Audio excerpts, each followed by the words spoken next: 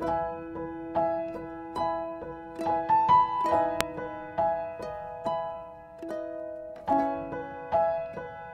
bistado na nga kung ano ang totoong relasyon nina Senator Amy Marcos at former President Rodrigo Duterte. Ito nga ay matapos lumabas sa ilang pahayagan na di umano'y may espesyal na relasyon ang dalawa. Nalaman na din ng Quadcom ang lahat-lahat tungkol sa EJK kung saan sangkot pa ang ilang senador. Narito panoorin ang video. Related to the extrajudicial killings, including, of course, the issue where Police Colonel Hector Grijaldo is involved, no? And with that, we'd like to call on the first interpellator, Congresswoman Pami Zamora. You have 10 minutes. You are now recognized. Good afternoon, Mr. Chair. Good afternoon to my colleagues. Colonel Grijaldo, good afternoon po. Colonel Grijaldo, simulan ko lang po nung dati po kasi nag-a-attend ka naman dito, pero may time na Mr. Chairman, point of information lang po.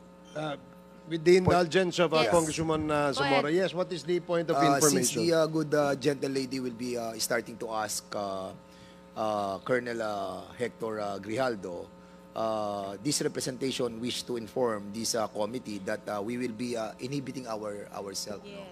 Together, ourselves, not together with I think tayo, no? Na, to ask question. And at the same time, we can also be asked, no, by the members of this committee. Surely, meron tong involvement sa mga nangyari, no, for the resource person not attending our mga hearings. So, yun po, yun lamang po ang gusto ko natin paalam na we are willing to answer questions na ibabato rin po ng ating mga members of this committee. Maraming salamat po, Mr. Thank you, Congressman Fernandez. Yes, Congressman Abante. I second the motion. Okay, so we just would like to inform the members that you can also propound questions directed to our co-chairs of the committee in relation to the issue of EJK and in relation to the issue of Colonel Grijaldo's previous statement before this committee and before the Senate committee. So, And Mr. Chairman, we're willing to go down and to vacate our seat in here. may we so ask most you to likely we'll be please sitting occupy down the seats in front of the chair? So Mr. that Thank you, we Mr. can, Chairman. See you eye Mr. to Chair. eye. Now, Do we thank need you. to ask them to take their whole minute? Before that, can we, Comsec, did Colonel Grijaldo take his oath in the previous hearings already? You already took your oath. So, there's no need to administer the oath of Colonel Grijaldo. He has taken his oath in the previous hearing. So, may we ask both co-chairs, Congressman Abante and Congressman Dan Fernandez, to occupy the seat in front of this table. Mr. Chair, Yes, Congressman Acop. point of clarification. Yes, please proceed. Since our two chairmen already moved that questions should be asked from them, may we request that they also take the oath? And may I know whether we can cite them in contempt if they're found lying? Thank you, Mr. Chair. Well, thank you, Congressman Acop. Let me inform the Honorable Congressman Abante and Fernandez that since you will be one of the resource persons in this hearing today, any member who find you not cooperative or evading questions from this representation and others, there is no prohibition under our rules that we cannot cite you in contempt. So let it be on record, Your Honors. Now, point of clarification, Are you point. comfortable in that? Yeah, seat? yes, sir. Okay. Point of clarification, Yes, what Mr. is Chairman. the clarification? May I be I think, Mr. Chair, informed? sorry, I think the witness, I still have the the floor. resource person now has to wait to be recognized. Mr. Chairman, Yeah, I was recognized, Mr. Chairman. Okay.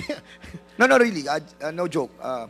What this representation wanted to find out kung what provision of the rules contain yung pong pagte-take po ng oath ng member of this committee who wanted to be a part of the as resource person. Mr. Chairman. Okay, I will wait, hold your horses, gentlemen. Let me ask Congressman Acop to answer that query of Congressman Dan Fernandez. Mr. Chair, I think the two distinguished gentlemen were the ones who volunteered to become resource persons. We did not require them to become resource persons. And therefore, when they volunteered to become resource persons, then our rules regarding resource persons must apply. Thank you, Mr. Chair. I agree, Mr. I hope that is clear to the gentleman from Laguna. No further questions will be entertained by the chair. Mr. Chair, From you, but from Congressman may Abante. I yes. request that if you will be cited in contempt, that I would be arrested in my own room, Mr. Chair. That is I noted. confine my That- own room. That's my request, Mr. Chair. Thank you, Congressman Abante. Comsec, please take note of the request of Congressman Abante and Congressman Fernandez. Yes. So, now we will now proceed. So with the explanation of the Vice Chairperson, Romy Acop, this representation submit to the decision of this committee. Maraming salamat po. Okay. Thank you, Congressman Fernandez. May we for have our your- oath now, Mr. Chair? Nakabawi na rin kami nito.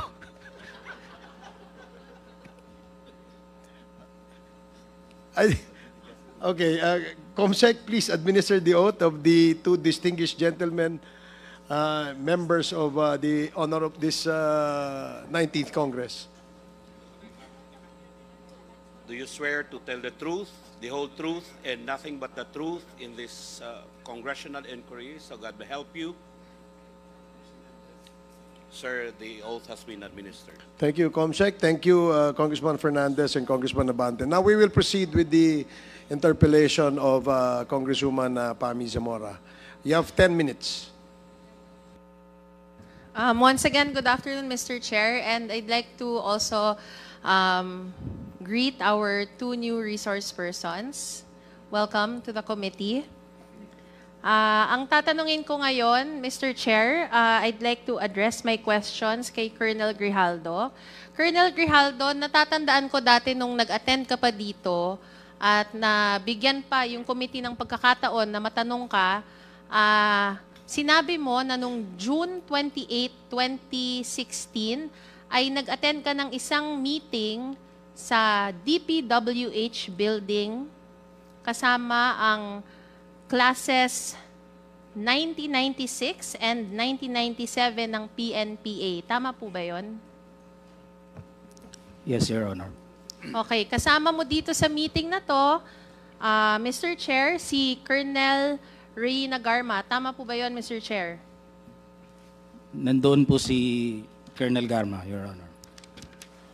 Mr. Chair, gusto ko lang tanungin, bakit sa Davao ang naging meeting? Bakit sa Davao ginanap ang meeting na to? I don't know, Your Honor. You don't know, but I think you know. Because ang nagpatawag ba ng meeting na ito, tama ba, ay si former President Rodrigo Roa Duterte? I don't know the circumstances that time, Your Honor, who made the arrangement of the meeting, Your Honor. So why did you attend a meeting that you didn't know the circumstances of?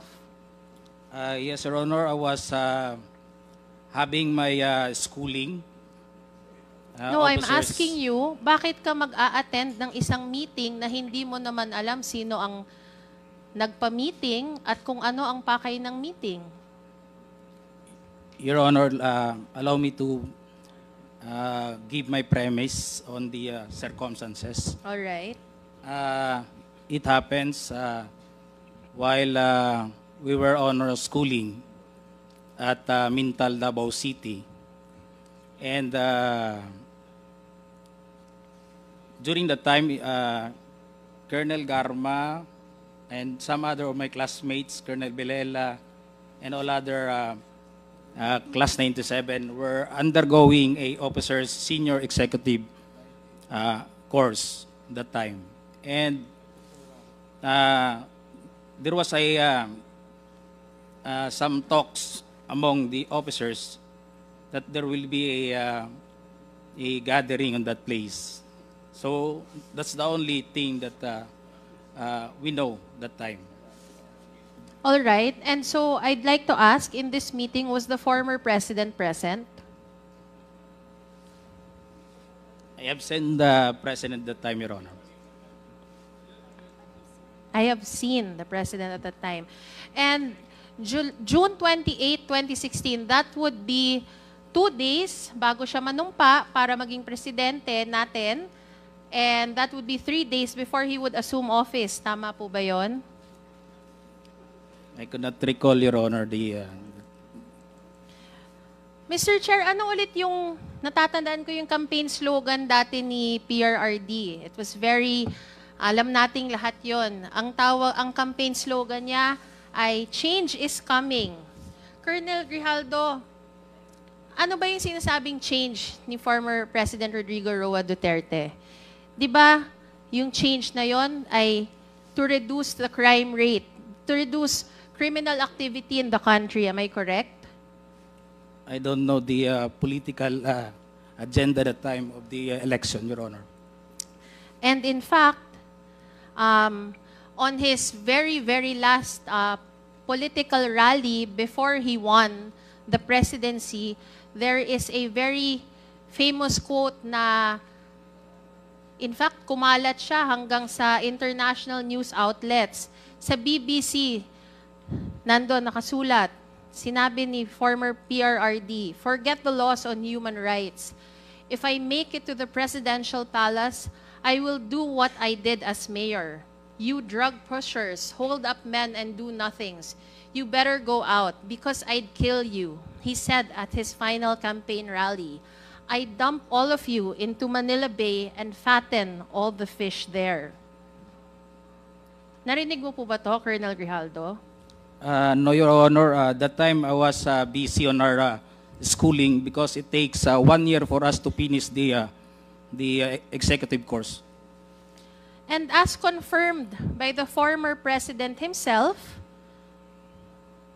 ginawa niya to, kasi dun sa quote na yon na binanggit ko, sinasabi niya, I will do just what I did as mayor. And kinonfirm niya many times na ginawa niya to gamit yung tinatawag niyang Davao Death Squad. Itong grupo na to, na same group na sinasabi ng isang taong nagngangalang Edgar Matubato na naging parte siya. He said that in the Senate. Tama po ba? Di ko po alam yung circumstances nung kay Matubato, Your Honor. And this is the same subject also na naging ng affidavit ng isang taong nagngangalang Arturo Las Cañas na umamin ng existence ng DDS, pati na rin sa pagiging former DDS leader niya. And this is the same DDS, Colonel Las Cañas, na tinutukoy ni PRRD sa Senate committee hearing na dinaluhan mo. Am I correct? Yes, Your Honor. And nung sinabi nga niya na I will do just what I did as mayor, ito ay, ang pinatutungkulan niya dito, yung tinatawag na Davao template. Am I correct? I could not remember what he has stated during the Senate hearing, Your Honor. And bilang ating Pangulo, siya yung Commander-in-Chief ng Philippine National Police. Is that correct? Yes, Your Honor. And in place of the Davao Death Squad, to implement what he said would be his war on drugs, ginamit niya yung PNP, which in my humble opinion is a very great alternative considering na our policemen are not only very well trained, but are better equipped to further the cause, to lessen the crime rates in the country. Tama ba? I could not confirm or deny that statement, Your Honor. And bilang member ng Philippine National Police, do you confirm that during his presidency, ito yung naging focus ng kanyang term? Yung pagpapababa ng crime rate sa ating bansa, ng criminality. It was his policy, Your Honor. And ayon sa testimony rin ni Colonel Ray Nagarma, I believe it was the September 27 hearing, this was the reason kung bakit siya nagpatawag ng hearing, ng meeting doon sa DPWH building sa Davao noong June 28, 2016. For our viewers, mababasa naman natin yung naging conversation ni Chairman Paduano at ni Colonel Ray Nagarma. Dito, inaamin niya na ang napag-usapan doon ay yung Davao template. Having said that, Mr. Chair, ikaw, Colonel Grijaldo, hindi ka sumang-ayon dito.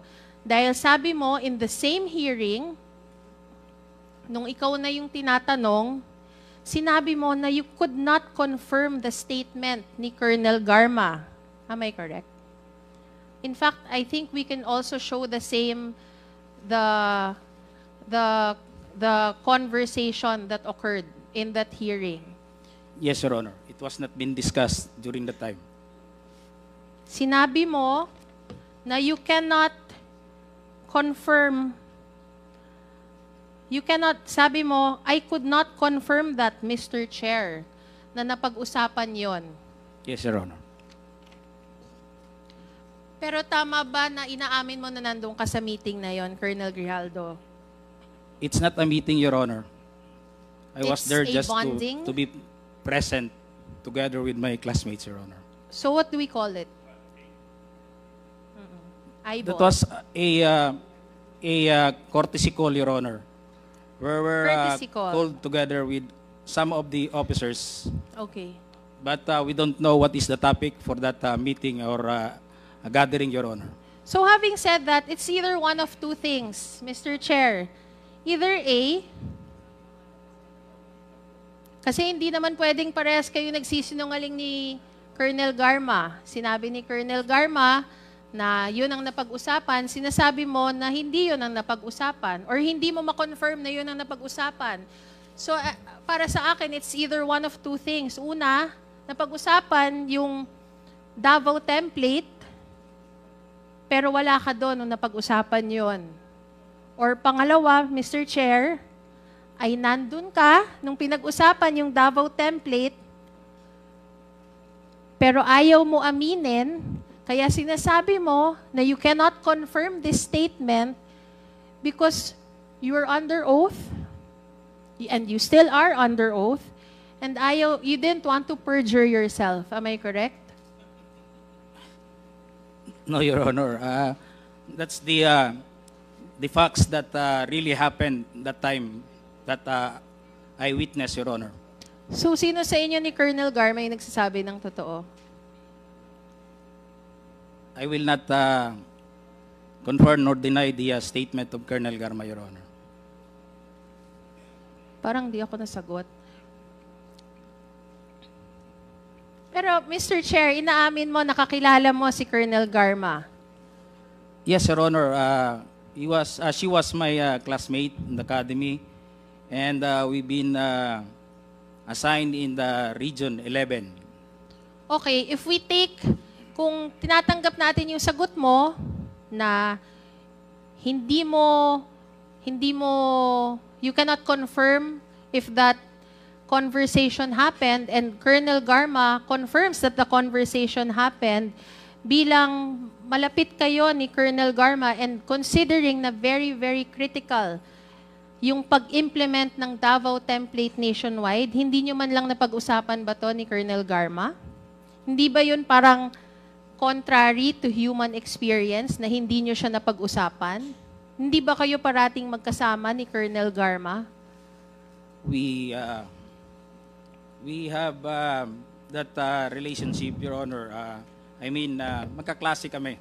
But we are professionals and we talk just the matters within the bounds of our profession as police officer, Your Honor.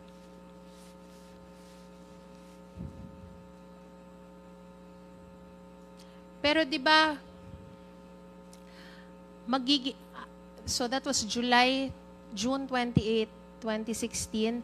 I remember in a hearing many months back, napag-usapan yung matagal nating naging topic yung tungkol kila Jimmy Fortaleza. 'Di ba dinalaw niyo siya ng July 2016 sa Davao Penal Colony? Tama ba 'yon? I remember everyone was confirming that visit. Yes, Your Honor. I confirm that we were there to visit Major Fortaleza, Your Honor. And it was only a few months after that visit na papatayin yung 3 Chinese drug lords under the actions nila Colonel Garma, ni Padilla, si Leonardo, and according to them, they were taking direct orders from no less than the former president himself. Hindi po ba ang naging simula ng Davao Template, Mr. Chair, ay yung pinag-usapan sa meeting nyo noong June 28, 2016? I'm not in private, Your Honor, what were the discussion between Major Fortaleza and Colonel Garma that time when we visited him at Dapicol, Your Honor. All right, Mr. Chair, it seems that, as evasive as our witness wants to be, I would like to manifest that apart from his history, his long-standing history with Colonel Garma, there are really several instances which would put them in the same places and events which is further evidence of their close work and personal relation. We've also confirmed, Mr. Chair, na una, si Colonel Grijaldo was indeed in attendance sa meeting sa DPWH building noong June 28, 2016. And because of his attendance in this meeting, kahit pa i-deny ni Colonel Grijaldo ito, he was indeed part of the planning of the nationwide implementation of this Davao model, or what we all know as the war on drugs. With this, Mr. Chair, I didn't want to take up all of my time. I yield to the next interpellator. Thank you, Mr. Chair. Thank you, Congresswoman Zamora. The next interpellator is Congressman Zia Adyong. You are recognized. You have 10 minutes. Mr. Chair, I yield to my good friend, the gentleman from Cagayan de Oro, Congressman Lordan. I'll be asking my question later on. I yield my time to Congressman Lordan, Mr. Chair. Okay. Congressman Suwan, you are now recognized. Thank you, Mr. Chair. Colonel Grijaldo. Yes, sir. Good afternoon, sir. Di ba ang lokal po na police ang may responsibilidad na to maintain the peace in their area of jurisdiction? Yes, Your Honor. Which means that they have to be familiar with the place where they are assigned in order for them to be effective, right? Yes, Your Honor. And which means that if anything happens in your area of jurisdiction, you have to be the one to investigate, just like what happened to the assassination of Colonel Barayuga, correct? Yes, Your Honor, but there is a responsible investigation on case, Your Honor, to respond or to conduct investigation in event there is a crime incident, Your Honor. So, as to the assassination of Barayuga, you were the one who is primarily responsible for investigating it. Is it not correct?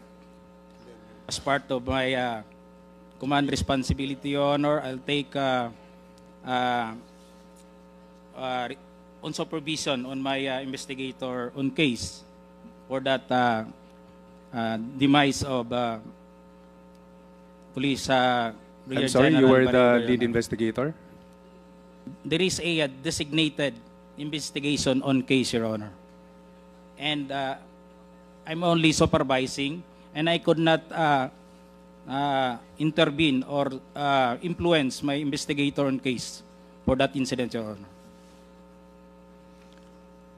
So you mean to say that you are still the supervisor of the investigator of that case? No, there is a we have a organizational chart, Your Honor, and there is a chief of investigation who is sole responsible on all the personnel under his supervision, which is the investigator on case or all investigator under his unit, Your Honor. And overall, in the police station, I am the police supervisor as the chief of police of that place, Your Honor. When were you appointed as chief of police of Mandaluyong City? On the month of July in that time, Your Honor, 2021 or 2021, Your Honor. So you were already the chief of police during the assassination of Barayuga? Yes, Your Honor. How is this investigation started? How do you, such an assassination like what happened with Mr. Barayuga, how is the investigation started? Ano yung proseso po? Yes, Your Honor. There was a radio call that there was a shooting incident that happened in that place. Immediately thereafter, we dispatched our personnel to conduct yung investigation or to go after of the to those perpetrators of the incident. I was in that place. I responded in that place also, Your Honor, and naabutan ko na lang, Your Honor, yung pick up tsaka yung isang victim on the passenger side, but the driver side was already evacuated as per the witnesses in that place, Your Honor. I myself immediately also go to look for any evidence or any thing that na baka may CCTV doon sa lugar, and we called up immediately yung SOCO para ma-preserve yung crime scene, Your Honor. Yun po yung ginawa namin that time, Your Honor. So, can you repeat again who handled the investigation? The duty investigator during that time, it was Police Executive Master Sergeant Punsalan, Your Honor. And Police Executive Master Sergeant Punsalan reports to you as the Chief of Police. What do you mean? I mean that Punsalan is the investigator, correct? Yes, Your Honor. Immediately, pag dinispatch po natin kasi yung investigator natin, he will do his job as an investigator. And immediately, we have the duty officer. It was during that time, Your Honor, it was a COVID that time. And most of our personnel and the same, I myself was staying at the police station. I live in the police station that time. So, nakapag-responde kami, and we have this duty SDO, Police Captain Villarta, who also taking charge to do his job that time. And after gathering some information, what transpired immediately was for us to make a spot report. Just 5/8 and 5W and 1/8 muna yung ginagawa natin. Just to, there is a timeline that we are beating in the Camp Crame, lalo na pag mga high crimes. We need to have at least within 1 hour we can make a spot report on 5W and 1/8 only statement. Then we do the progress report, Your Honor, depending on the progress of the investigation, Your Honor, done by the IOC, Your Honor, on the investigator on case, Your Honor. Yes, but as the Chief of Police of Mandaluyong City, would it be correct to say that the buck stops with you?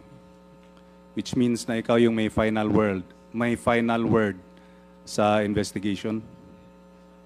No, Your Honor.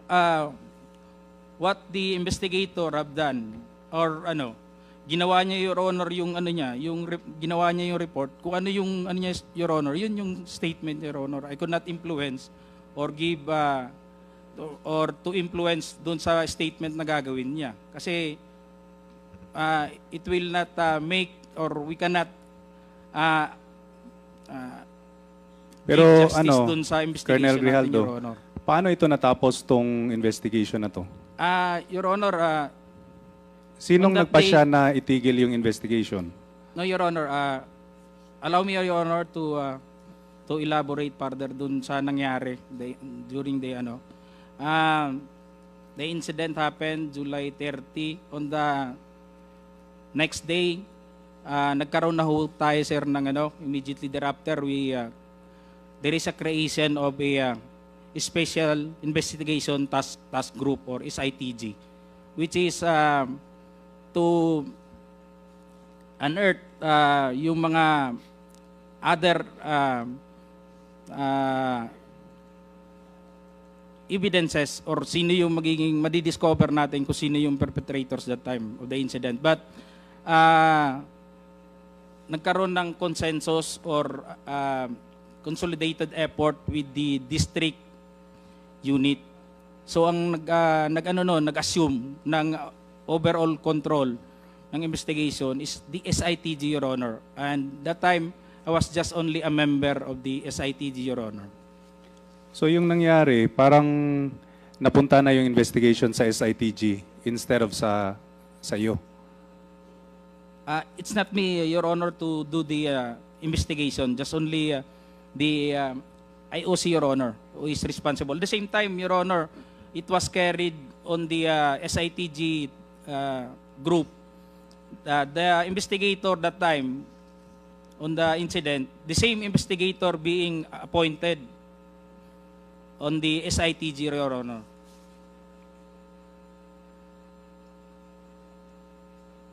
Pero di ba ikaw yung office nyo yung nagsimula ng investigation, so pagkatapos nun, pinasa sa SITG or sa CIDG? Pinasa namin, Your Honor, kung ano yung initial nagawa naming investigation. And the CIDG was then also a part of the SITG, Your Honor. The composition of the SITG is the IOC of the station, I myself also a member, the D7 or the DIDM, the District Investigation Detective Management Unit, the CIDG, the SOCO, the overall chair of the SITG, Your Honor, was the district operation, DRDO, we call it the DDO, Your Honor, Deputy for Operation, Your Honor. So, Colonel, kahit ikaw po yung nagsimula ng investigation, yes, Your Honor, you were not the one who finished the investigation. That's what you're saying? Yes, Your Honor. It was because in SITD, Your Honor, there is a need to compose and to comply within the period of 6 months. If it is not been Pero tingin ko po, Colonel, na parang agad-agad na transfer yung investigation sa SITG. Is this correct? No, Your Honor. It was the district director who take cognizance of the incident, Your Honor. So, as just a station commander, Your Honor, I yield to the wisdom of the district director. So, you're saying that you did not terminate the investigation, but you yielded the investigation instead to the SITG? The time, yes, Your Honor. There is a continuing effort on the station. I myself, together with other police officer, I give them task also to do some efforts. Like I send them to take some affidavits of the security guard on PCSO, the personnel working with General Barayuga and other witnesses, the vehicle that bumped the So, that was Colonel, bumped you're the saying pickup that time, Your Honor. with all of these resources that are in your hands or within your reach, binitawan mo pa rin yung investigation at binigay sa SITG. I mean, Your Honor, hindi naman ibig sabihin binitawan. Ibig sabihin, we just give the district the opportunity or for us to have a better in the conduct of investigation, Your Honor, mapabuti kasi ang effort nun marami ng unit Kasi hindi sa lang tingin yung station. So mas mapapabuti po natin na masolve po yung problema, Your Honor, yung crime na nangyari. Normal po ba na, do you usually do this, Colonel, na yung may mga high-profile cases like this one, binibigay agad sa CIDG or sa SITG? Yes, Your Honor. There is a, in the PNP operational manual, there is a creation of SITG. Every time incidents involving, may mga high crimes, Your Honor, assassination, kasi, or sa tingin ko po, parang or whatever.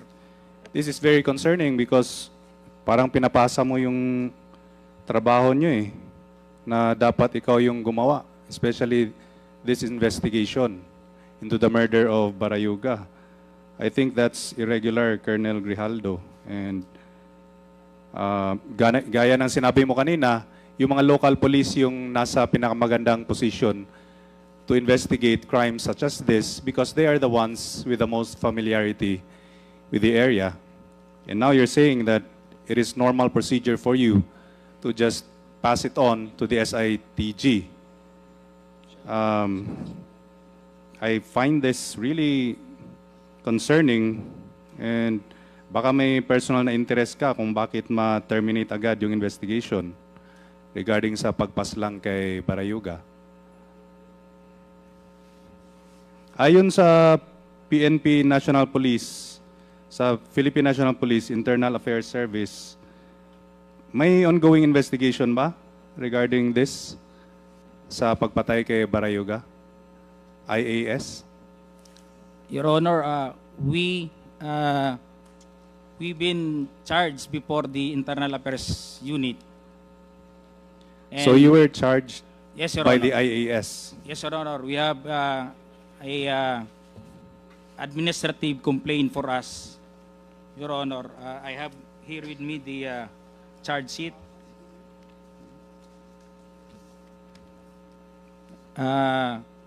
Administrative complaint against Police Colonel Grijaldo for neglect of duty, irregularity in the performance of duty, misconduct, incompetence, conduct unbecoming of police officers.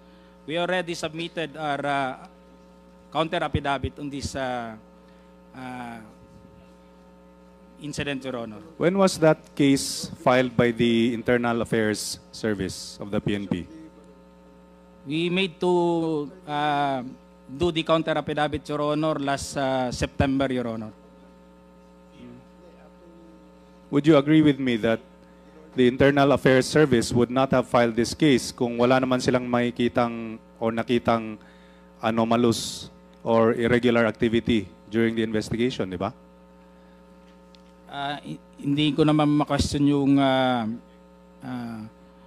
ang function ng IAS, Your Honor. So it has the rightful job din ng IAS to conduct investigation and make charges on all personnel who being involved in that incident, Your Honor. Colonel Grijaldo, are you also under restrictive custody?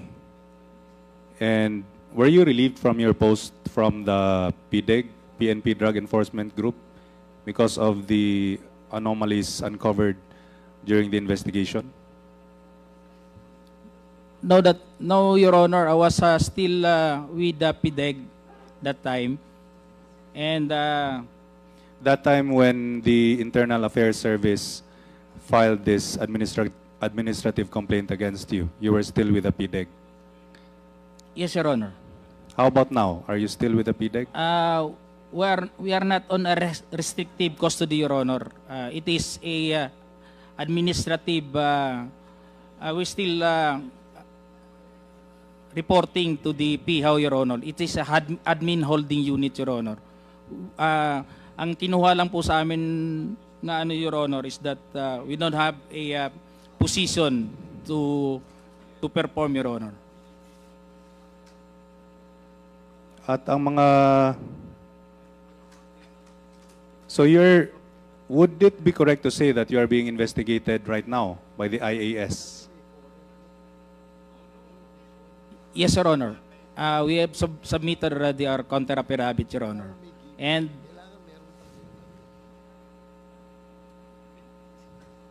tapos ang reason siguro ng IAS ay dahil meron kayong pinagtatakpan.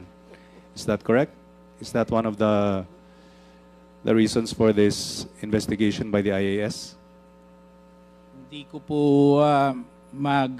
hindi po ako pwedeng mag-assume dun sa investigation. I-preempt natin yung investigation ng IAS, Your Honor, because they are still conducting on the liability on the those personnel being investigated on this case, Your Honor. Colonel Grijaldo, kilala mo, do you know Colonel David Puklay? Yes, Your Honor. At nung nakaraang Quadcom hearing, parehas kayong tinanong tungkol sa investigation regarding sa assassination ni Barayuga. Is that correct? Just I could not remember, Your Honor.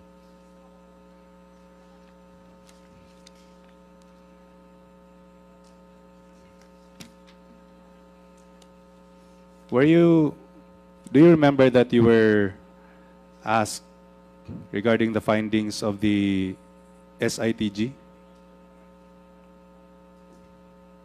Nung sa last na Quadcom hearing, do you remember na may tinanong sa'yo regarding sa findings sa SITG?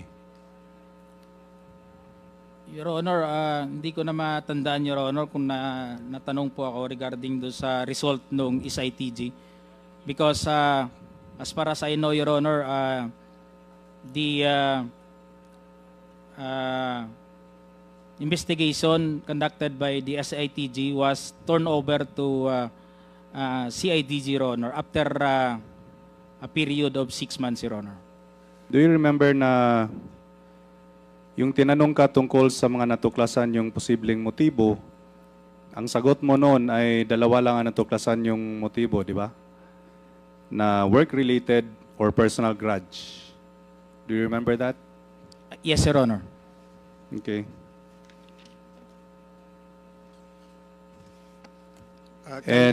Kindly wrap up, Congressman So. During the last Quadcom hearing, hindi mo man lang binanggit na meron palang alegasyon na sangkot ng droga, allegedly, si Mr. Barayuga. Yes, Your Honor. I could not confirm that he was involved in the or in the drug list, Your Honor. Yung sinasabi po natin, Your Honor, na kung yung knowledge lang po namin, Your Honor, sa Intel, just confined within our area of jurisdiction, Your Honor. Yung sa investigation report nyo that you submitted, did you include the fact that Mr. Barayuga was part of the watch list, part of the drugs watch list? Hindi ko na po ano yung napag-usapan doon, Your Honor, doon sa wrapping up or the nung nagkaroon na ng Your Honor, yung resolution yung SITG. I was already relieved as Chief of Police of Mandaluyong, Your Honor. Mr. Chair. Just a manifestation, Mr. Chair, because based on this interpellation, it would seem that the witness has a propensity to withhold crucial information, and he always claims that he has no knowledge of the matter, notwithstanding the fact that there is evidence to controvert his statements. And ito ay nakakabahala at posible namang maging hadlang sa ating investigasyon kasi gusto lang talaga natin yung katotohanan. No more questions, Mr. Chair. Thank you, Congressman Suwan. Mr. Chairman. DSJJ, I just would like to ask a very short question to Colonel Grijaldo in relation to the questions asked by Congressman Suwan. Doon ba sa investigasyon nyo, you were the Chief of Police ng Mandaluyong when the Barayuga assassination happened, correct? Yes, sir. And base sa inyong investigasyon sa nangyaring yon, ano ang posibleng motibo sa pagpatay kay General Barayuga? Your Honor, hindi na nga po ako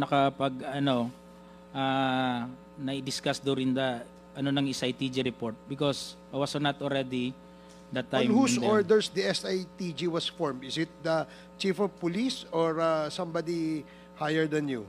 On the district level, Your Honor. So and who was that?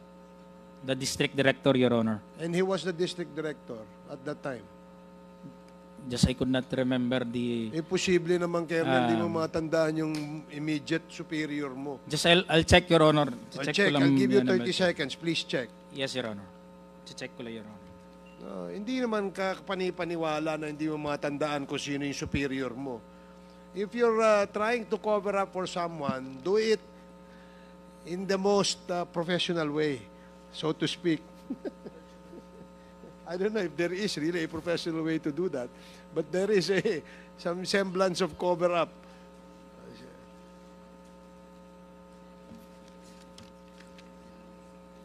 The letter order number 1657, the subject matter is the composition of SITG regarding Wesley Barayuga. It was by the command of Police Brigadier General Almasan, Your Honor. General Almasan. Yes, Your Honor. Pagka sinabi bang District Director which covers the area of Mandaluyong, ito ba ay part of the NCR?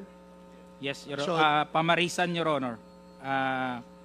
Pasig, Marikina, Eastern po, sir. Yes, sir. So, Eastern. And that time, the Eastern Police District Director was General... Almasan, Your Honor. Almasan. Opo, Your Honor. Siya nag-order na mag-create ng SITG. Yes, Your Honor. So, did you not conduct an immediate initial investigation on that assassination incident that happened within your area of jurisdiction? Wala ka bang ginawang investigasyon? Nag-conduct din po kami ng investigation, Your Honor. We were able to get affidavits of those duty that time in PCSO.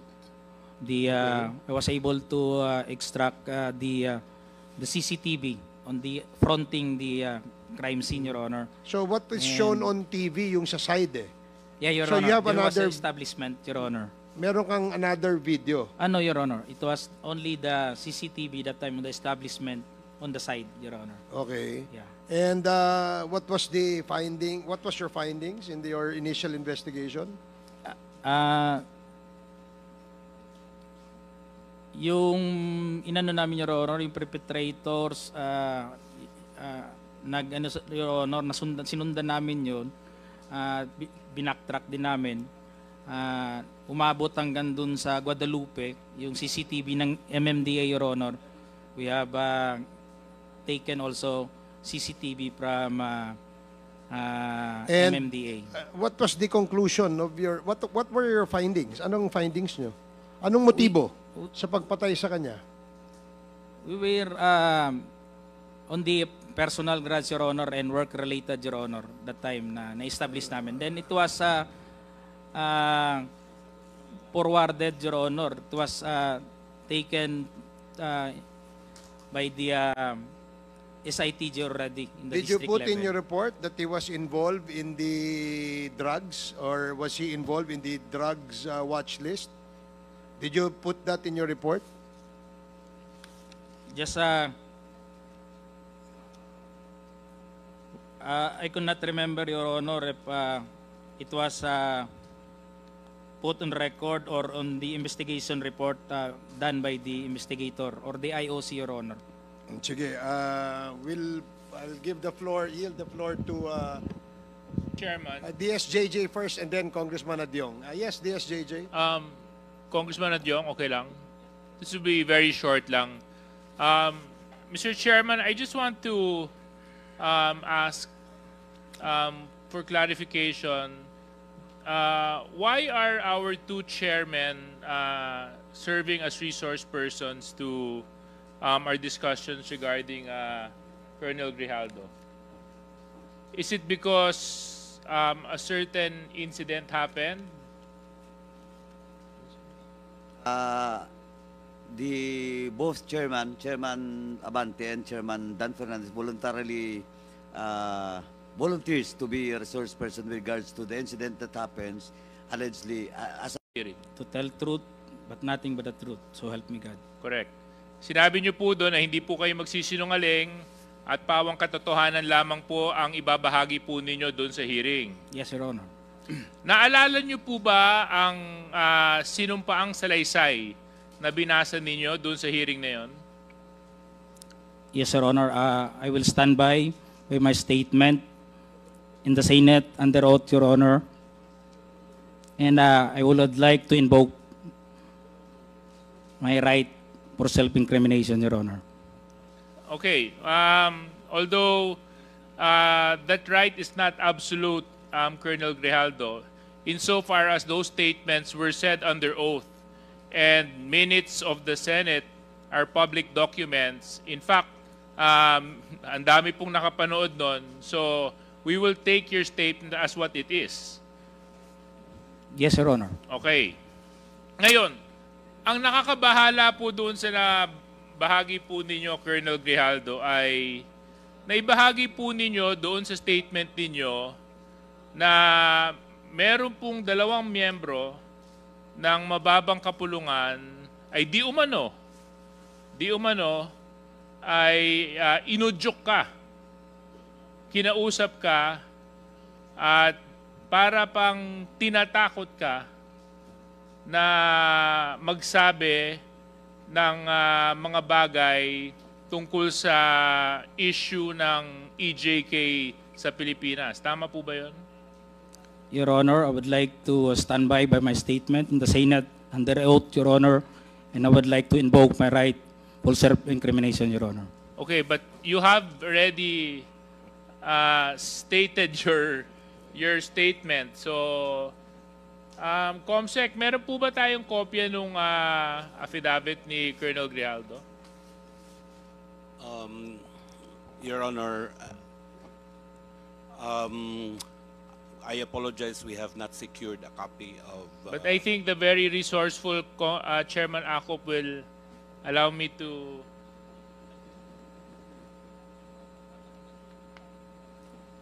Thank you very much. So, anyway, Colonel Grijaldo, meron po akong copy ng affidavit nyo.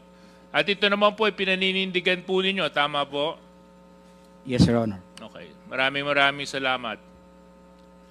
Dito po sa number 7 ng inyong sinumpang salaysay, sinabi po ninyo dito, when I entered the end room, I saw 2 lawyers of Colonel Garma standing inside the room. One of the lawyers approached me and then asked me what we were going to talk about. And I said that I do not know. Number 8, after a while, Congressman Dan Fernandez entered the room and he asked me to sit beside him on the right side. Then Congressman Abante entered the room and sat on the far end, chair on my right. One of the lawyers of Colonel Garma stood at my back. Your Honor, I would stand by my statement. Okay, in the so, Senate, I would under oath, Your Honor, and I invoke my right for self-incrimination, Your Honor. Point of order, Mr. Chairman. Point of order.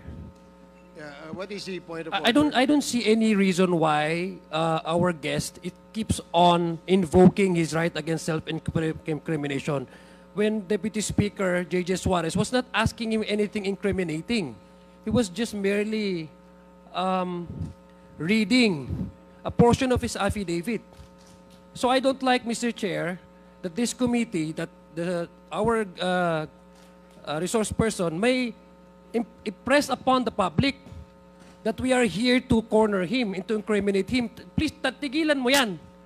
Hindi naman, Mr. Chair, it's not right to invoking self-incrimination when in fact DSJJ is not asking you any questions but merely reading his affidavit. Baka naman ng message na pinapakita, Mr. Chairman, sa publiko, inaanggulo natin siya dito. I'm sorry, Mr. Chair, but I have to manifest this. I think his invitation to the Senate was discussed about EJK and illegal drugs, and nowhere in his affidavit did he mention anything about illegal drugs and EJK. He did not share any inputs or his knowledge on illegal drugs. His participation in that Senate inquiry was merely to besmirch the reputation of some of the chairmen here, and as a result, attempting to degrade the integrity of the Quadcom. So please, I hate to admonish men in uniform. I have the highest respect for our policemen. But please, Colonel Grijaldo, stop invoking your right against self-incrimination. Nobody's asking you any incriminating questions here. Thank you, Mr. Chair. Thank you. I share the sentiment of Congressman Acop. If indeed the resource person cannot explain to this committee why he is invoking his right against self-incriminations in reply or in response to the questions raised by DSJJ Suarez, then I would agree that the gentleman is out of order, and perhaps do you have a lawyer with you, Colonel Grijaldo? Nandito, may abogado ka ba? Would you like?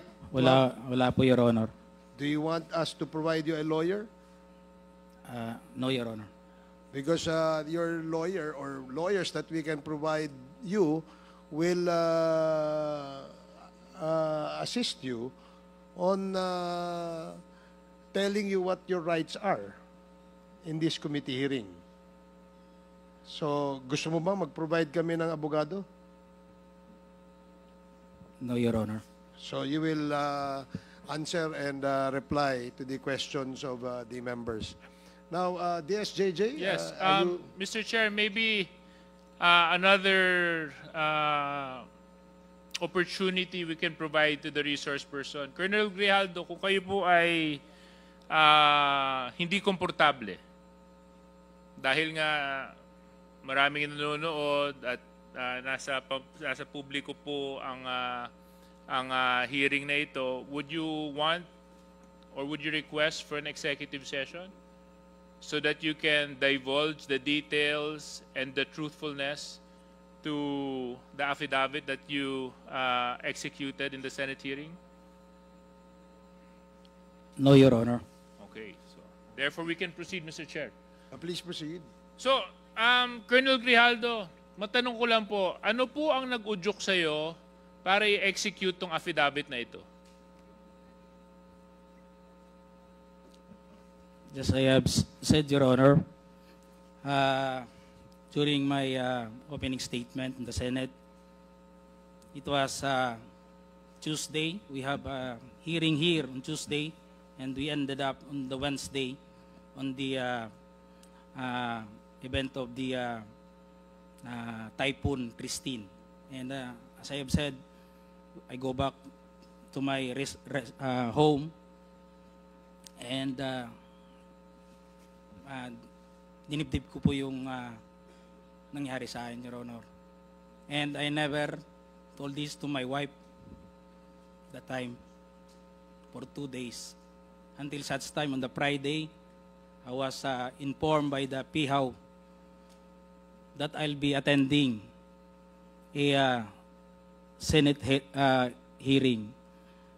So, naisabi ko dun sa asawa ko, Your Honor. And nag-a-argue pa kami kasi ayaw niya.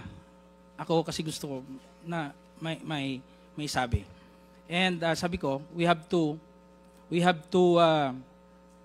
go on a Sunday Mass, and we need wisdom for this para mabigyan din tayo ng lakas ng loob para ma-resolve natin sa tayo kasi tayo nag-aaway. Nagkakaproblema. Hindi na rin kami nag-aano nun eh. So on the Sunday, it was on the gospel. Sabi ko, pakinggan natin kung ano man yung masabi ng gospel sa atin that day. And it was a great enlightenment and a wisdom na binigay sa akin, Your Honor. The gospel said that it's not all about the crown, but it is about the cross. It is not about the honor, but it's about the sacrifice. It's not being the first,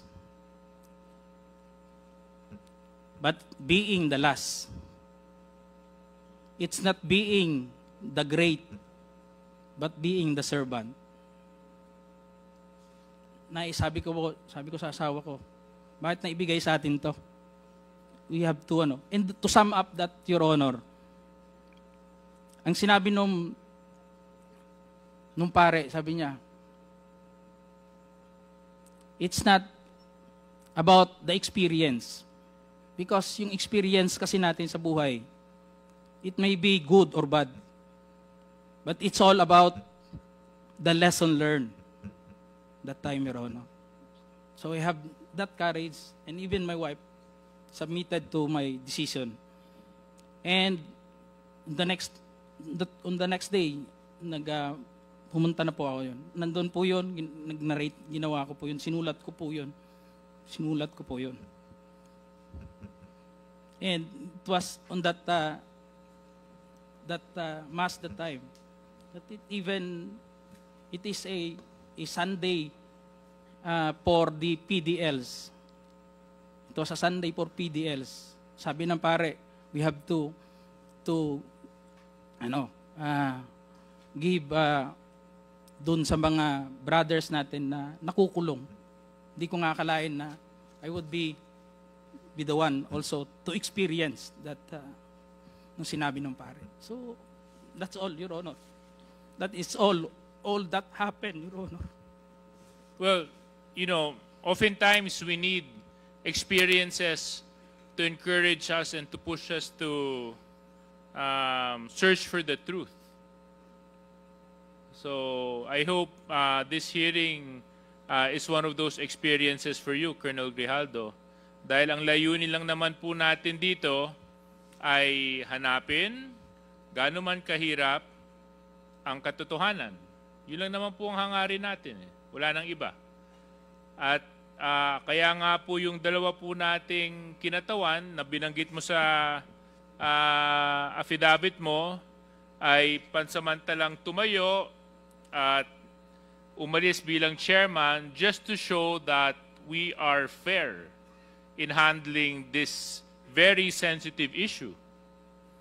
Because you made serious accusations in your affidavit, Colonel Grijaldo. And if indeed enlightenment has happened to you when you executed this affidavit, and you mentioned that you stand by your affidavit, so let's test whether or not it is the truth, Colonel Grijaldo. Yes, Your Honor. Okay. As I have said, I will stand by. I am humbled by my experience, Your Honor. I'm with sure this, you're Your Honor, But Mr. Colonel Grijaldo, I will stand by with my statement you have to under understand oath one in thing. the Senate, Your You have Honor. to understand and I one would like thing to lang po. invoke my One right thing lang po. for self-incrimination, Your Opo, Honor. but you have to understand one thing, Colonel Grijaldo. Okay lang po yun kung para sa'yo. Ang problema ho, ang dami mong dinamay eh.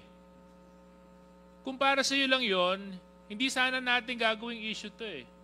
Ngunit ang idinamay mo dito ay mga taong walang kinalaman o mga inosente. Eh paano naman po sila? Paano naman po yung mga karapatan nila? Paano naman po yung boses nila? Paano naman yung katotohanan nila? Hindi pa po natin sila pahahalagahan dahil panghahawakan lang natin yung sinabi mong enlightenment mo? But they have their own rights too, Colonel Grijaldo. So Colonel Grijaldo, siguro wag na tayong paligoy-ligoy pa. With the permission of Mr. Chairman, Colonel Grijaldo, you made some serious accusations here. In fact, so serious that it was even carried by our media news for almost a week, 2 weeks.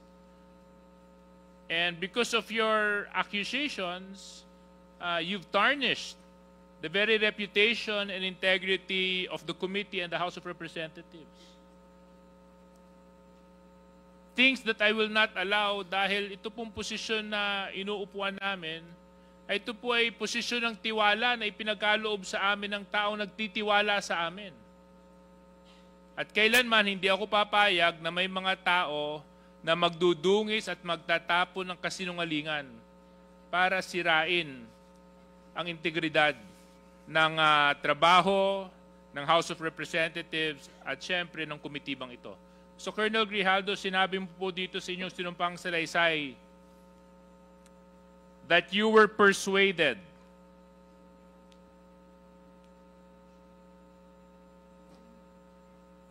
Your Honor, and you said,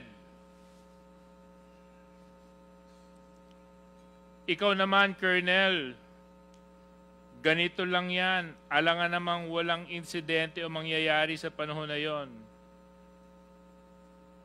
I answered that I served as COP,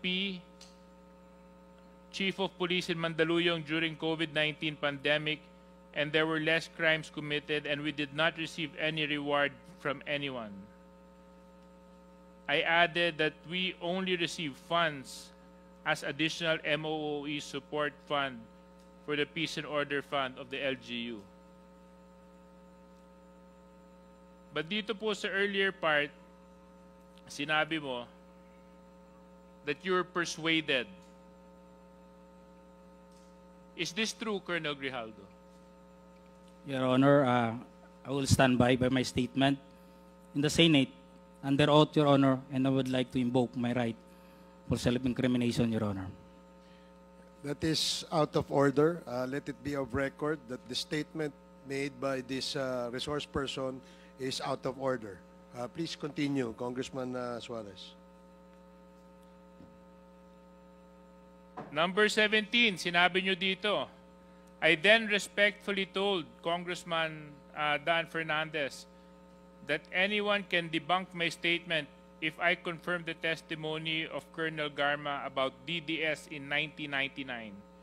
Since I was not a member of the PNP at that time and I have no knowledge as to the reward system. Additionally, I said that the work of policemen are noble that requires great sacrifice even without reward or award. It is our moral obligation and a call of duty to serve our country and our people. If I may continue, Colonel Grijaldo. At sinabi mo, Congressman Dan asked me, Colonel Garma, anong masabi mo sa kanya tungkol kay Barayuga? I politely told him I cannot comment on the case when I respectfully answered him, Sir, mahirap yan. Kasama kami sa nag-iimbestiga at hindi ko alam kung anong kinalaman niya at may investigasyon din kami, baka ma-incriminate ako, sir. Tama po ba ito, Colonel Grijaldo? Your Honor, Yes or no lang po, ah. I will stand by my statement in the Senate under oath, Your Honor, and I would like to invoke Mr. my Chair, right again. for self-incrimination, Mr. Your Chair. Honor. Again, the resource person is out of order, Mr. and Chair. let it be of record that he is continuously disrespecting this committee by refusing to answer appropriately to the questions propounded by the member. Alam mo, Colonel, if I may, DSJJ, binibigyan ka namin ng pagkakataon dito eh. Noong nasa Senado ka, ang tapang-tapang mo eh. Bakit dito ay mo magtapang ka rito? Ipakita mo yung the same candor, the same tapang na pinakita mo doon. Di ba? Bakit hindi mo gawin yan dito ngayon? Nagtatago ka sa likod ng right against self-incrimination eh. Tinatanong sa'yo, relevant question. Matapang ka lang doon sa Senado kasi may kakampi ka. Dito ka magpakita ng tapang mo. Hindi yung nandoon ka lang. Alam mo, ang mahirap kasi sa'yo, gusto lang nating malaman ang katotohanan sa likod nito. Ang dami mo ng ginawa eh. Dinamay mo pa yung mga kasama na, hindi dahil sa kasama namin sila, kundi hindi tama ang nangyari at ginawa mo. You are trying to besmirch the reputation of this committee. Itong committee ito, hindi ito gawa-gawa lamang. Ito'y pinapayagan ng ating saligang batas. Ito'y pinapayagan at pinayagan ng 300 mahigit na membro ng Kongreso na kung saan ay merong mandato ng taong bayan. Kaya wag mong bastusin ito. Yung tapang mo, nawawala eh. Tawagin mo yung kakampi mo. Ang hirap, alam mo, Colonel, nag-imbento ka ng kwento. And then you speak about honor. And then you speak about the gospel of that was given to you by a priest, talking about honor, and which, alam mo ba kung bakit mayroong honor? Pag hindi ka sinungaling, may honor ka. As simple as that. You're a police officer and you should have kasi, yun ang dito eh.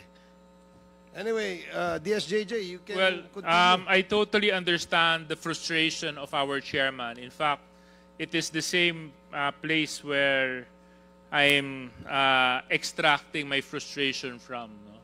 Kasi nung Senate hearing, napanood ko yung binanggit mo, Colonel Grijaldo, at ako naman, araw-araw, hindi naman araw-araw, na tuwing magkakaroon ng Quadcom hearing, nandito ako. I make it a point I even come early. So, Colonel Grijaldo, you mentioned in your affidavit and even in the Senate hearing that you were coerced. Coerced by certain members of this committee. Totoo ba yun? Oo, hindi. Your Honor, I would like to invoke my rights hindi. for It's a simple yes or self-incrimination, no.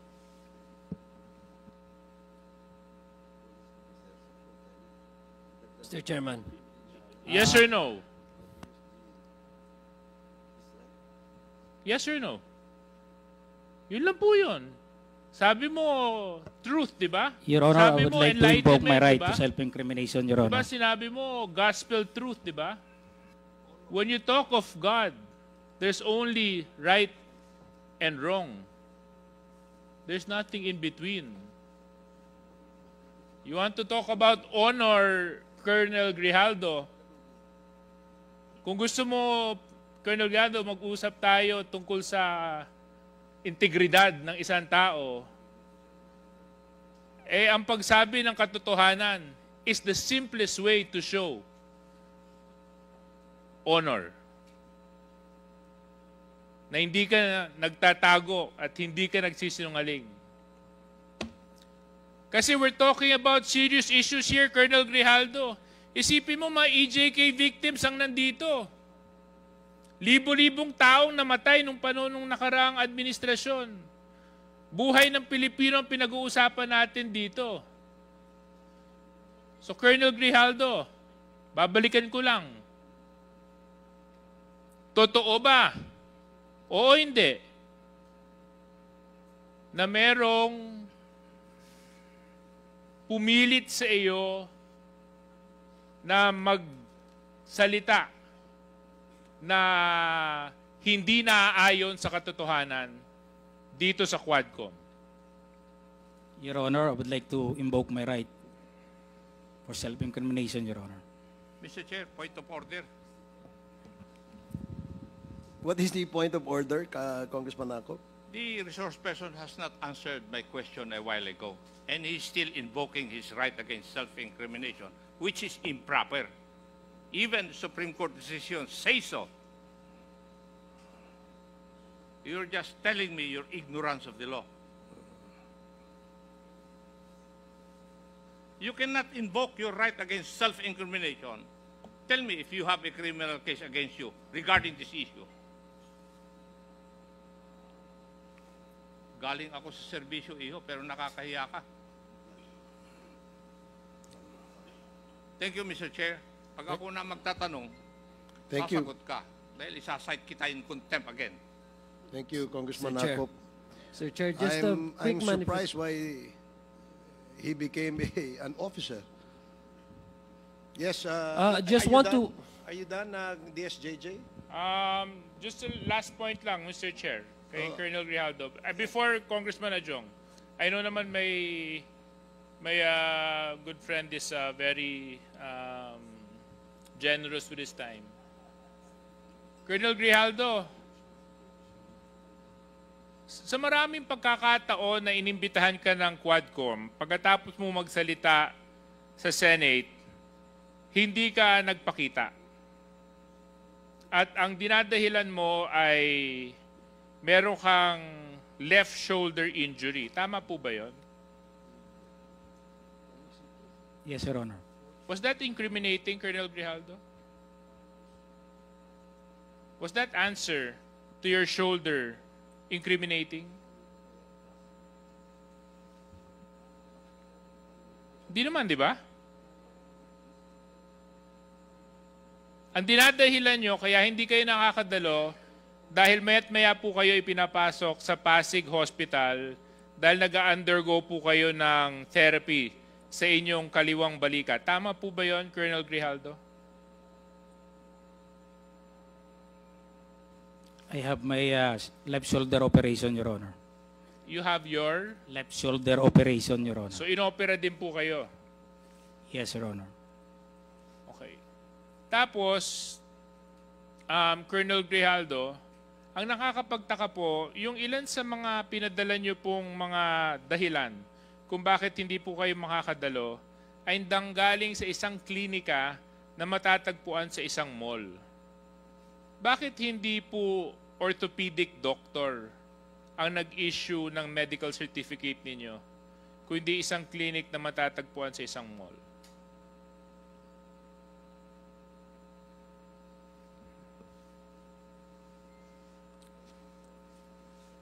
The doctor who operated me, Your Honor, is a professional, Your Honor. I'm not asking you whether or not your doctor is a professional. I hope he's a professional.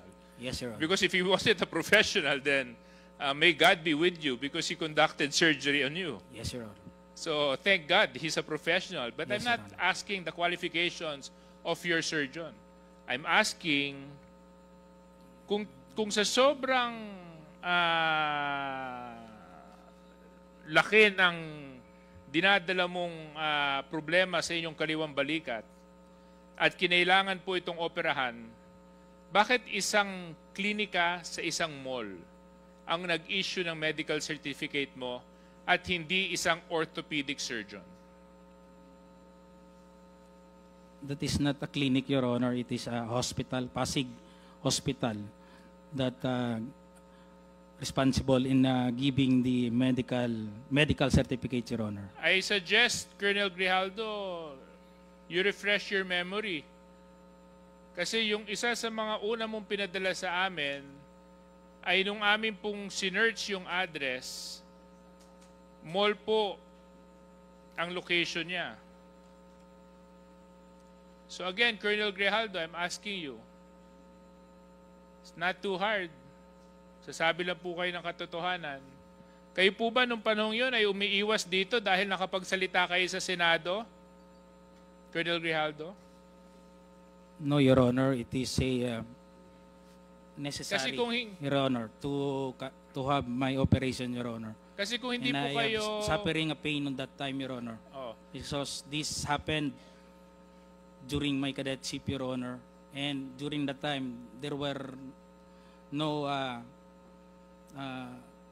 operation being conducted na nangyari. At kumikirot po talaga to, Your Honor. And I have no reason to escape or to not going to this honorable Quadcom committee, Your Honor, because I was able to attend 4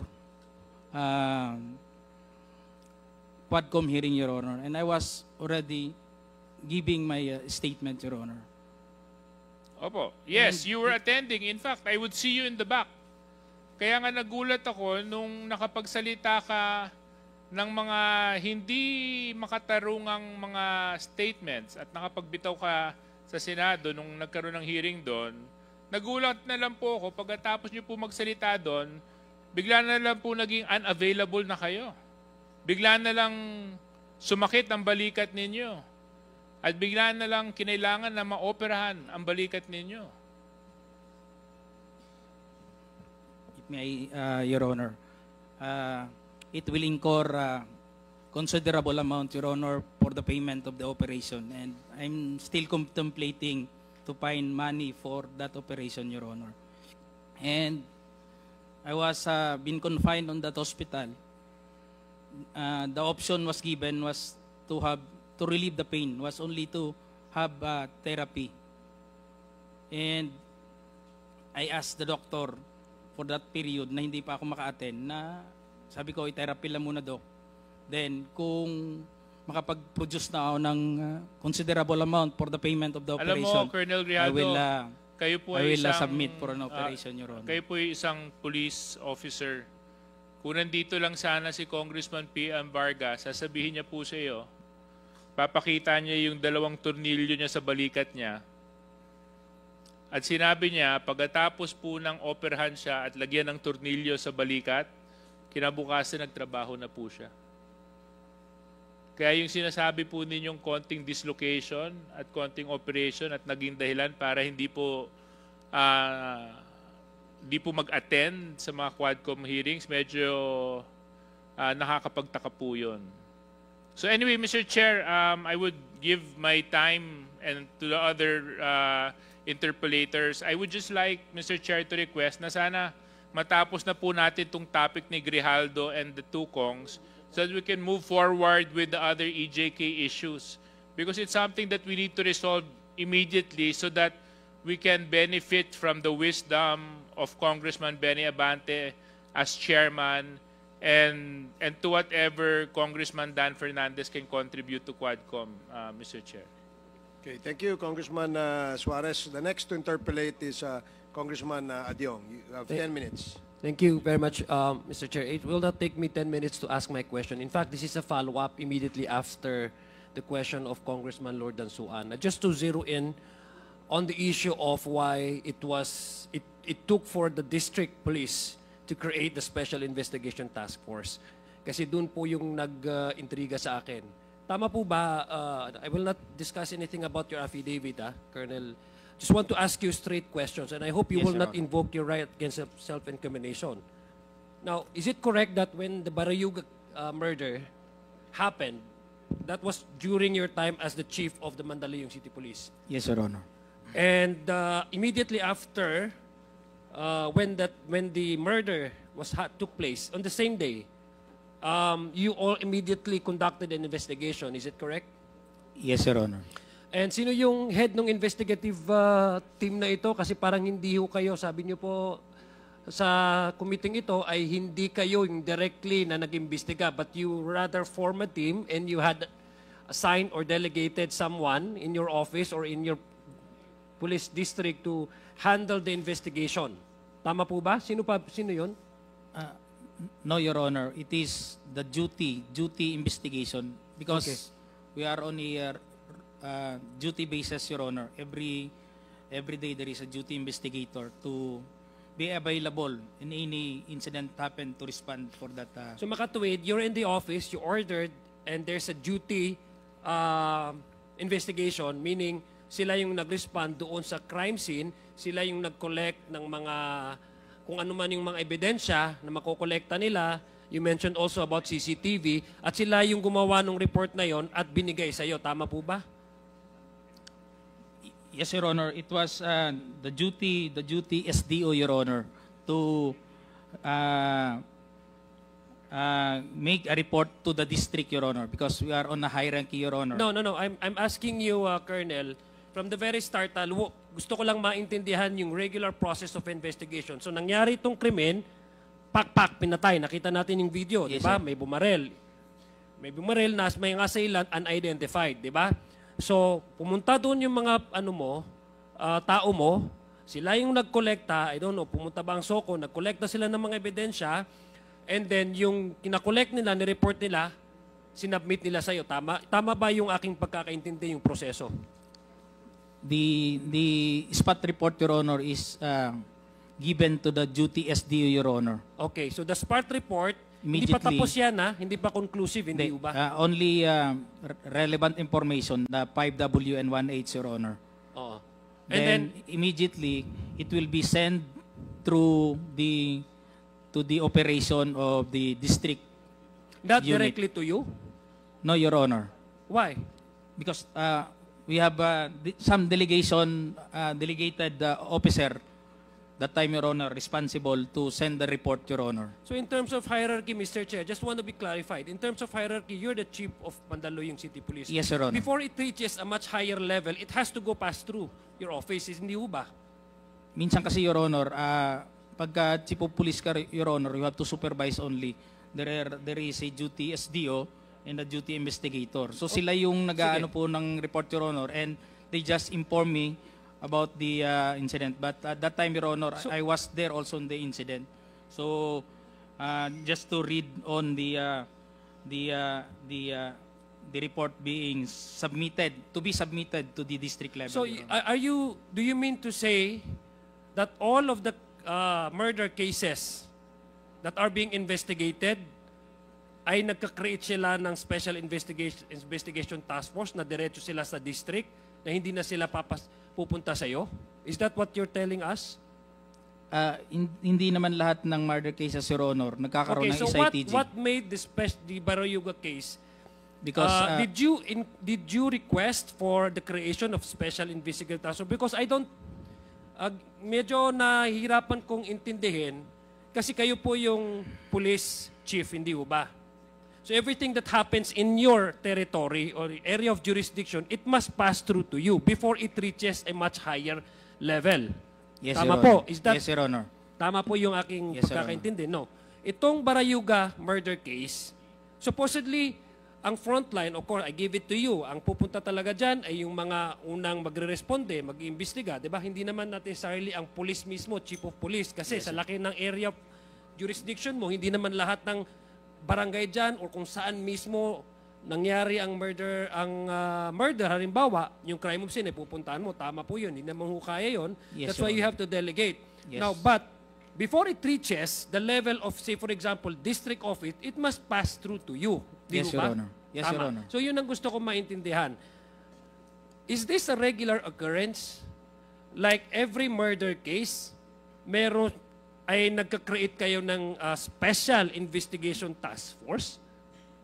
May determination, Your Honor. Okay, what are the determination? What made this Barayuga case so unique in a sense that it has to create a special investigation task force? Because, Mr. Chairman, to me, the impression is that parang it was taken from you, the investigation. So what made the Barayuga murder case a special case for the district level to take jurisdiction over the investigation of this case? On our PNP manual, Your Honor, there is a qualification in order for a case to be or subjected to SITG. That time, it is a government official and a high profile yung naging victim ng crime. Is it also part of the reason why the much higher hierarchy or office to take over doon sa mga cases of investigation when there's also say for example an allegation or anything na remiss o na overlook na hindi nila mabigyan or hindi i-allow or hindi i-continue yung isang mas mababang opisina kasi something about the investigation may be remiss. That's why a much superior or much higher office needs to take over. Di ba isa yun sa mga requirement o criteria na minimension mo? Yung nangyari po, Your Honor, is kami lang sana dapat gumawa ng investigation. But pinalaki natin pinabroad natin yung mga magiging involved dun sa paggandak na investigation, kaya nagkaroon tayo na SITG. Hindi rin inalisan kami ng function dun sa We also a member of the SITG, Your Honor. So what was... Dinagdagan lang composition para mapabilis po yung paggandak ng investigation, kasama na yung CIDG, para magkaroon ng consolidated effort na ma-resolve po yung kaso, Your Honor. So what was your initial investigation, your report, before the Special Investigation Task Force was created? Did you have? We submitted the investigation report that we have, initial investigation report and the progress report that we have to the district level, Your Honor, to the D7 or the District Investigation Detection Management Unit. Kasi sila na yung nagko-collate po ng lahat ng report coming from those members of the SITG. Kunyari, nakakuha sila ng report dun sa SOCO, isa-submit din ng SOCO yung report dun sa investigation, co-collate din, magka-come up ng, nagmi-meeting ho yan, Your Honor. Yeah, every time there will be a meeting. So, kung ano yung ng member, pag nung chairman ng SITG, he'll just, the Chief of Police, Colonel Grijaldo, you conduct to follow up on this matter. CIDG, you follow up on this. Then, every week, we have this meeting for us to sum up with to analyze on or to assess on the reports that being gathered by different units in that time, Your Honor. So, your initial investigation and your report, yung progress report, so I presume when you use the term progress, ibig sabihin, it's an evolving investigation, hindi ba? Your initial report, you submitted to the SITF, TG, I'm sorry. Was there any portion of your initial report that was changed? No, Your Honor. It is approved initially by the IOC and the Chief Investigation to my level. Then isasubmit namin yung report na nila na gather nila. Then it will be received properly by the IDM. Kung ano yung sinubmit, in toto po yun, Your Honor. Kung ano yung content ng yun din ang report na nandun sa kanila, Your Honor. So the succeeding investigation as a follow-up complemented your initial report. Yun pa rin gusto niyong sabihin sa komite? That nothing was changed? Nothing was even improved on? Hindi ho tayo immediately, Your Honor, na magkukulod kasi nga we could not file a case unless it is airtight, No, Your before Honor. tayo mag-file, what I'm asking you is that your initial report that you have arrived at as a product and a result of your immediate investigation of the murder in the in the scene of the crime. Yes, Your Honor. Was there any portion of there that was improved or changed? Hindi ho kami hindi namin binabago yung No. I'm asking about, kasi progress siya, di ba? So it could be, mayroon bang na-amend? Okay, I'll use the word na lang na-amend or na-improve. Was there any portion of your report, initial report, that was probably changed because of a new evidence that corroborated this kind of angle, yung angling, ganito? Meron bang sa report ninyo na mas na-improve o na-amend ng Special Investigation Task Force? It is the head of the SITG, Your Honor, to No, I know. improve. I'm just asking you, yes or no. Was there? Na may nakita kayong portion na mas na-change yung tono or yung manner by which you were arrived a certain hindi naman conclusion kasi progress siya, pero kumbaga yung assessment ninyo before na nung nag-take over ang SITG, then ito kulang pa ito, then we will improve on this. Was there any portion of your initial report that was changed or amended? On the station level, Your Honor. Kasi progressive sabi mo, di ba? So it has to evolve, hindi ho ba? And for some portion, it has to change one way or the other. Kasi progressive report ito eh. It continues on. Was there any portion of your initial report that was changed or amended? No, Your Honor, the term we're using, Your Honor, is the progress report in terms of the continuing investigation being conducted. Like, shall we say, on the progress report, we send personnel to gather the CCTV. Then we made that report as progress report. But it's not conclusive yet, Your Honor, unless otherwise it will be collated from different members of the SITG, Your Honor. Yes. Mr. Chair, I'd like to know how long did the Special Investigation Task Force took effect? It took effect immediately. How long the duration of the investigation?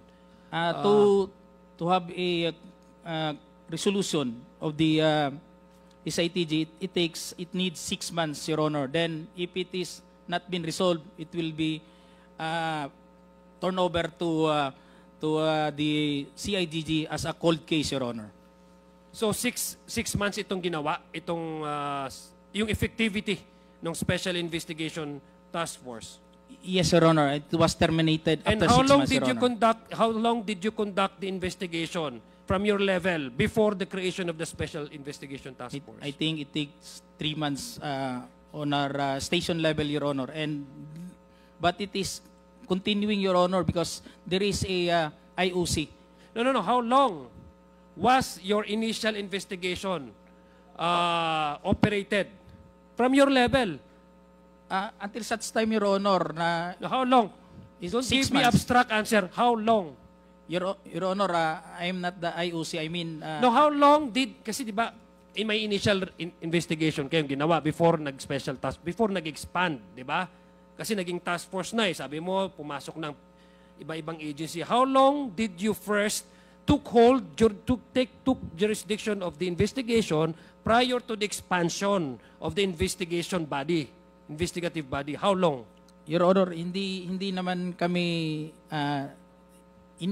tinanggal dun sa pagkandak na investigation. I know, hindi kayo tinanggal. But it was... Yung kayo pa, yung wala pang other agencies na nag-investigate, how long? Kayo nag-imbestiga? Continuous yung investigation namin, Your Honor. Yes, before, nung wala pa yung mga agencies, before naging Special Investigation Task Force, kanina nagkaintindihan tayo, bago naging Special Investigation Task Force, may criteria yan. Hindi yan typical. Sabi mo, tinanong kita, is this a regular occurrence under police protocol investigation? Sabi mo, hindi naman, kasi may mga, criteria yan for it to become a special investigation. Okay, I give you that. So pag special, may mga other agencies papasok din para mag-expand yung membership at saka para mas comprehensive yung investigative efforts ninyo. Tama ho ba? So Yes, before ho naging special yan, syempre, meron pang initial na stage. Yun yung office ninyo. Bago ho pumasok yung ibang agencies, ilang buwan po kayo, ilang weeks, o ilang taon kayo nag-imbestiga? Yun ang gusto kong malaman. Your Honor, that time, it happens July 30. And on the next day, there was already SITG on the July 31. May order po kaagad na Meron ng magkaroon ng order SITG. kaagad? Yes, Your Honor. Na kailangan mag-expand. Yes, Your Honor. Okay, sige. Mr. Chair, gusto kong malaman, Mr. Chair, I'd like to ask our... so meron pong report nitong SITG report on the Barayuga murder case. Yes, Your Honor. We have a spot report, Your Honor. No, yung final. Progress report pa ba There is ito? a resolution by the SITG turnover to the CIDG, Your Honor. Okay. May we ask, Mr. Chair, may I confirm for our Secretariat if we do have that document, that report? Comsec? Yes, sir. We have a SITG report. Okay. Thank you, Mr. Chair. On that note, Mr. Chair, I yield back my time, and again, perhaps I would ask further questions again also on this matter, para lang po mas mapabilis yung case ni nung Barayuga. Thank you, Mr. Chair. Thank you, Congressman Adyong. The next to interpellate is Congresswoman Franz Castro.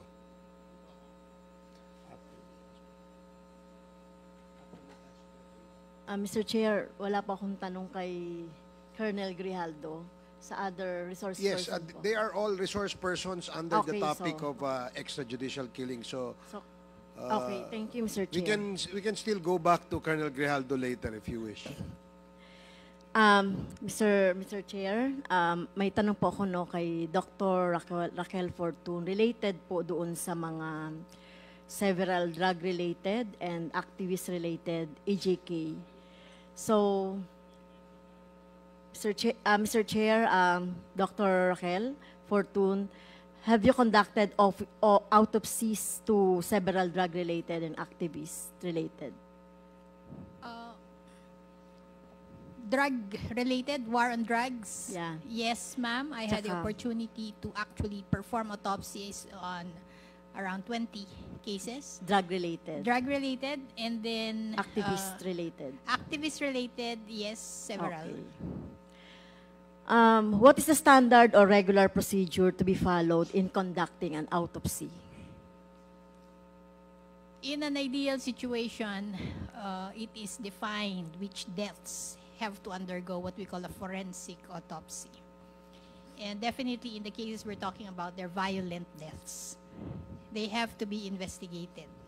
And that means the body at the scene, as it is discovered, has to be also preserved in terms of physical evidence at the scene, where the body is located, how it is positioned, so much detail has to be noted.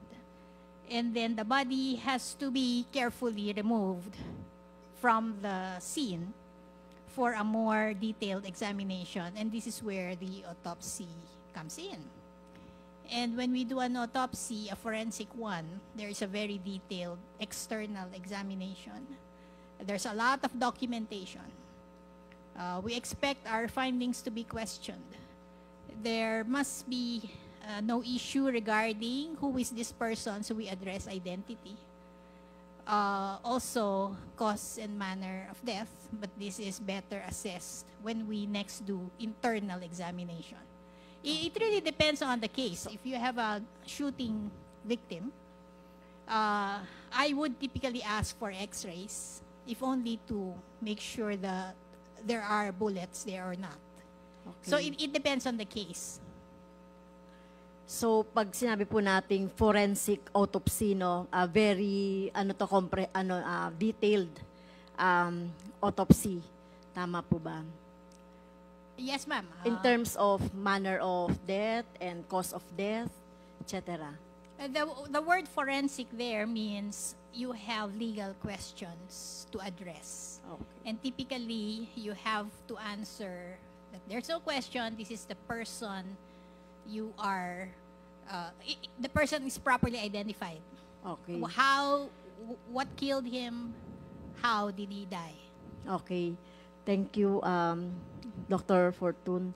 So did you conduct an autopsy on Ana Maris Chay Evangelista and her husband, and also her husband Ariel Evangelista and Manny Asuncion? Nag-autopsy po ba kayo? Yes, ma'am. I did. So these are victims of activist-related AJK known as Bloody Sunday Massacre. So for the records, what are your findings po dito sa mga autopsy nitong mag-asawa at saka kay Manny Asuncion?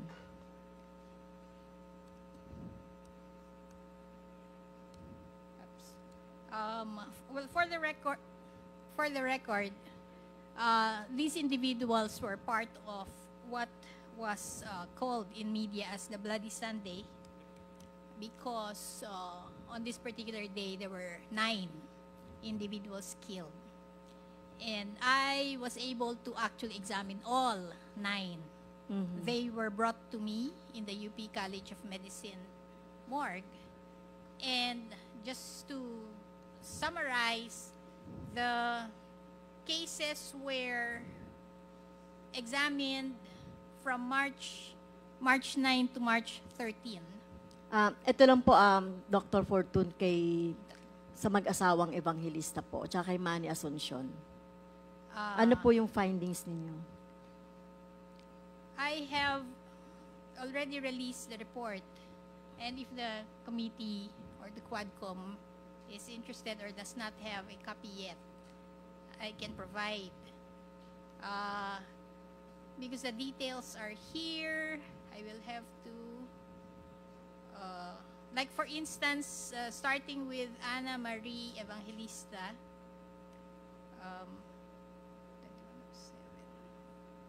in the autopsy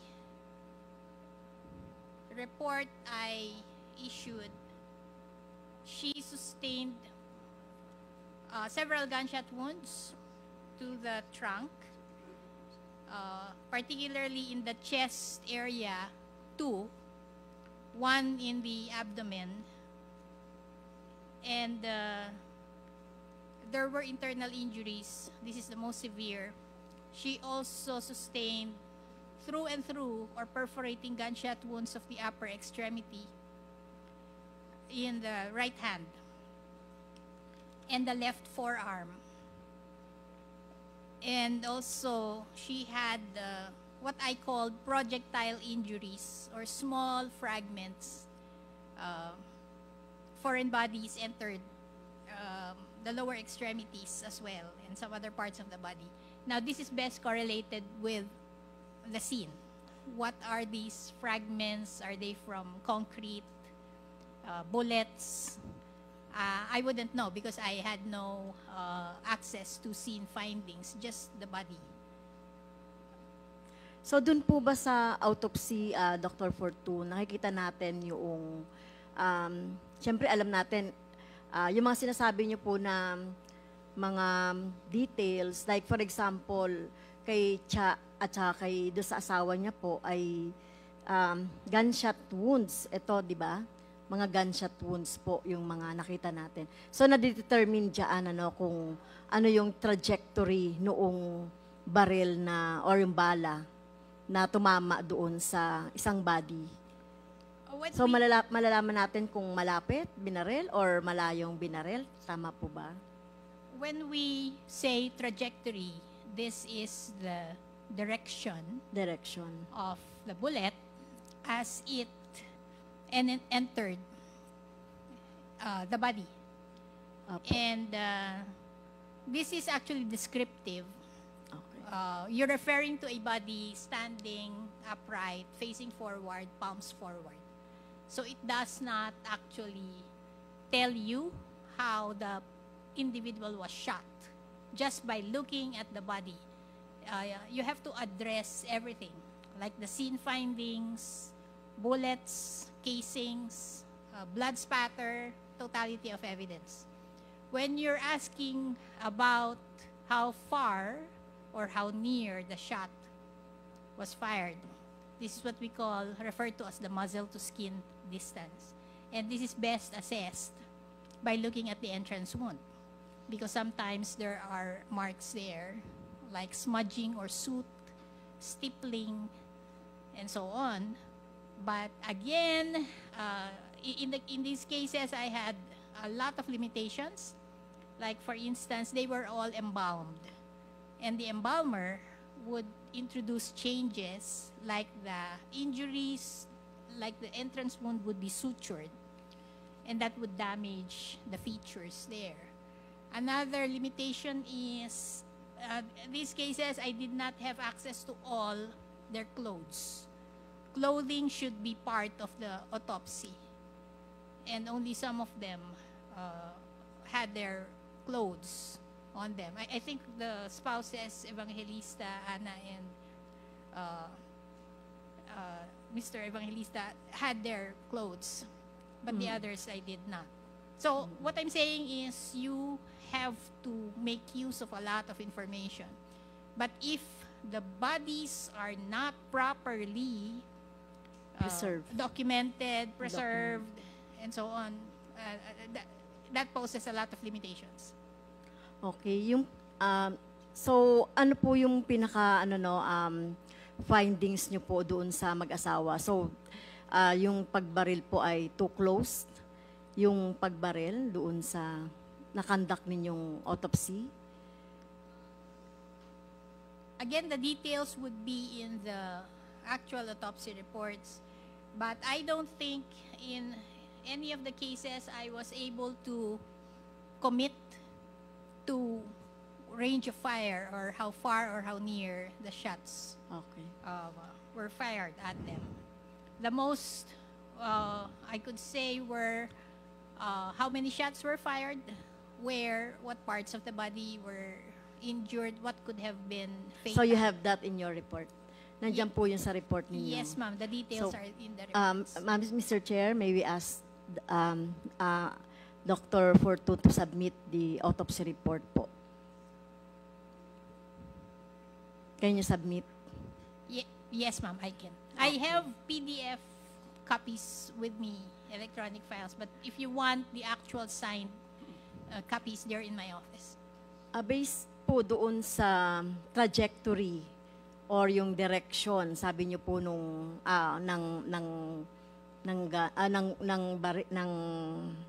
bullet, sa dami po ba ng mga wounds, masasabi ba natin na intentional yung pagbaril o hindi? Actually, all of the individuals I examined, all 9 of them, sustained multiple gunshot wounds, particularly in the chest, in the trunk. O intentional yung pagpatay? If you would consider the multiplicity, the number of shots, then that implies intent. Okay. And then I also identified injuries in the upper extremities, which in forensic pathology we would call defense-type injuries, because that means the individual instinctively tried to defend himself or herself. Okay. Pag intentional po yung pagbaril, pagpatay, so that means, ito po ba ay to the head, to the heart, or some part po ng body? I understand in my summary all the 9 individuals sustained gunshot wounds to the chest and abdomen, the trunk, where internal organ are. Okay. Sa autopsy po ng PNP sa mag-asawang Evangelista, nakasaad po yung cause of death. So yung cause of death po, sabing ganon, and I quote, gunshot wounds to the body. At walang nakasaad ng paano siya pinatay or manner of death.